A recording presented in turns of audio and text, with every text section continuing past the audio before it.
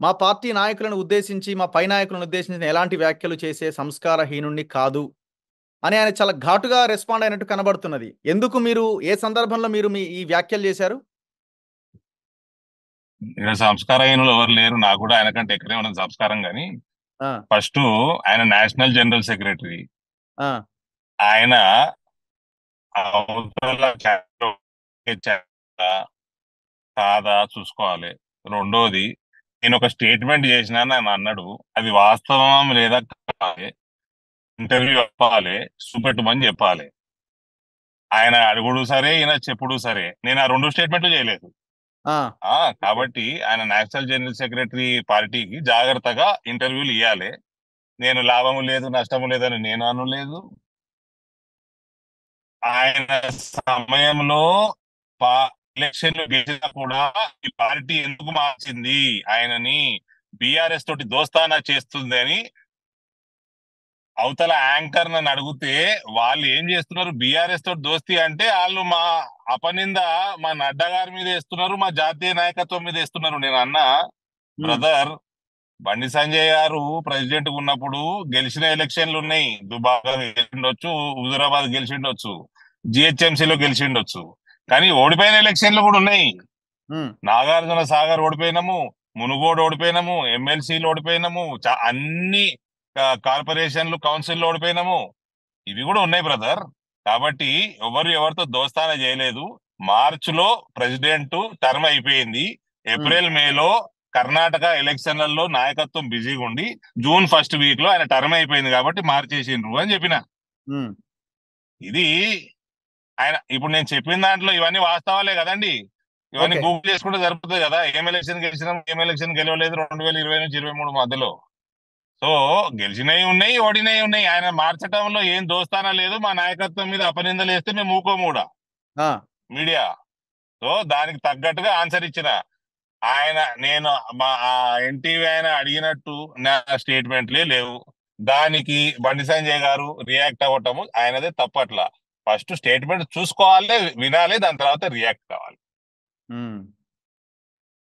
So, ఆయన party channel మా ఏమన్నాయండి, channel ప్యాకేజీలు ఇస్తే ఉల్టా సుల్టా క్వశ్చన్లు అడుగుతా ఉంటారు. అంటే ఇప్పుడు బండి సంజయ్ మనం ప్యాకేజ్ చెక్ ఇచ్చి చేసుకోవాలి మాట్లాడొచ్చు. కదా. ఇప్పుడు బండి సంజయ్ ఏమన్నా ప్యాకేజ్ ఇచ్చి వాడు మాట్లాడొచ్చా? కాంగ్రెస్ వాడు ఇచ్చుంటాడు, లేకపోతే ఇంకోటి ఇచ్చుంటాడు. హ్మ్. ఉమ్.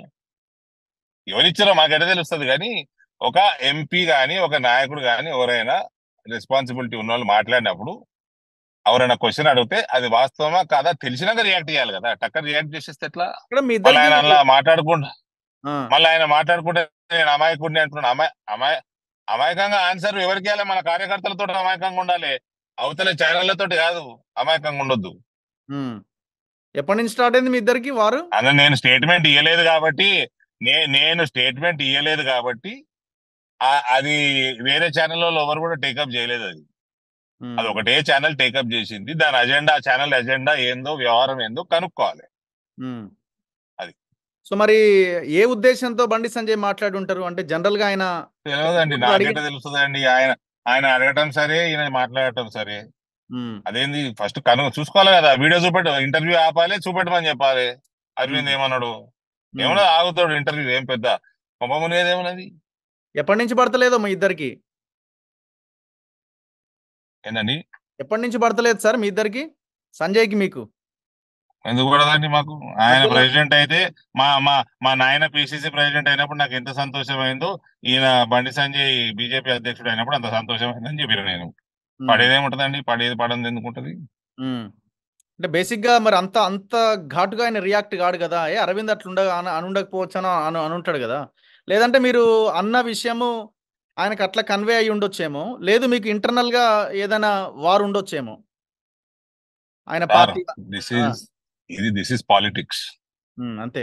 Okay, this is politics. ఒకప్పుడు భారతదేశం క్రికెట్ టీం కూడా హ్మ్. పాకిస్తాన్ ఫాస్ట్ బౌలర్లు వసీం అక్రమ్, ఇమ్రాన్ ఖాన్ అంటే ముందే దడుచుకుని ఆడుతుండే. ఆ! చాలా మ్యాచ్లు పడిపోతుంటే సేవాగ్ అనేటోడు వచ్చిండు, కోహ్లీ అనేటోడు వచ్చిండు, సచిన్ అనేటోడు వచ్చిండు. అగ్రెసివ్ గా ఆడుతుండ్రు. అగ్రెసివ్ గా ఆడినంత మాత్రాన అహంకారం కాదు. హ్మ్. విన్నరా? మెతకగా ఆడినంత మాత్రాన అదేందో ఈ యాటిట్యూడ్. హ్మ్.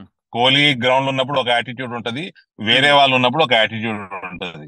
ఉమ్, సో నా యాటిట్యూడ్ ప్రత్యర్థుల పట్ల అగ్రెసివ్ ఉంటది. అది అహంకారం అనరు దాన్ని, అమాయకత్వం అసలే కాదు. ఉమ్. మరి మీరు కూడా మీడియా ముందుకు వచ్చి ఇప్పుడు మాతో ఇట్లా మాట్లాడుతున్నారు కదా, అంటే ఇప్పుడు మీరు కూడా కౌంటర్ ఇచ్చినట్టే ఉంది మీతో బండి కూడా సంజయ్. మాట్లాడతాం కదా.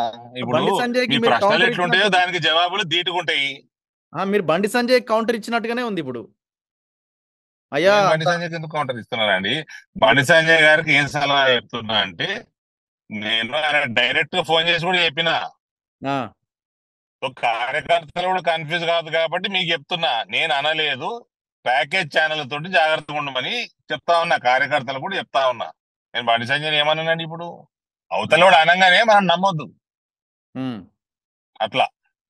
నేను నా జాతీయ పార్టీకి అబాండాలు వేసేటప్పుడు మా జాతీయ నాయకత్వం మీద నేను కాపాడుకోవాల్సిన పని నాది. ఉమ్, అది అబాండాలే, అది వాస్తవం కాదు అని రుజువు చేయాల్సిన పని నాదే కదా.